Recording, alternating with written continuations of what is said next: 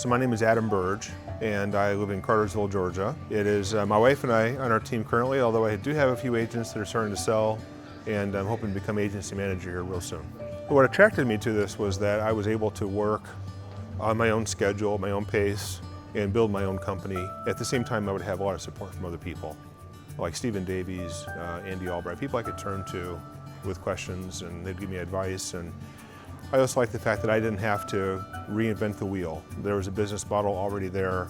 I just had to imitate what others were doing.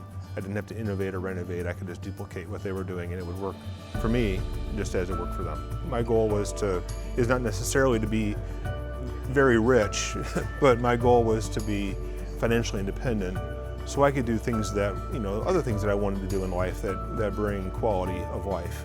And so I really like the fact that I could make as much money as I wanted to in the amount of time that I wanted to devote to work.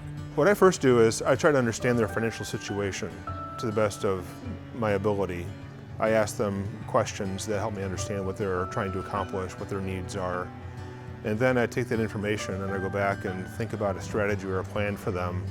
And on my second appointment then, I'll review what it is I've found that I think will solve their problem. And I present it to them and explain it to them. I do even a slide presentation to follow me so I'm not losing them in the conversation with terms that they won't understand. And that keeps me then on point. And it helps them understand what it is I'm trying to accomplish for them. It makes sense to them. And as a result, I'm no longer writing premiums that are like $25 a month. I'm writing premiums that are like $2,000, $3,000 a month because of that shift in my strategy, just learning how to do that over the past couple of years and implementing that new strategy. It's funny, I've been doing this for 2 years, and there are times I feel like I've kind of learned everything that there is to know from, learning from others like Stephen and others. But then I come to the event and I learned something that maybe it was said before and it just didn't register, or I didn't understand how it fit into a situation that I wasn't in at that moment. But now it makes sense. Now it stays with me.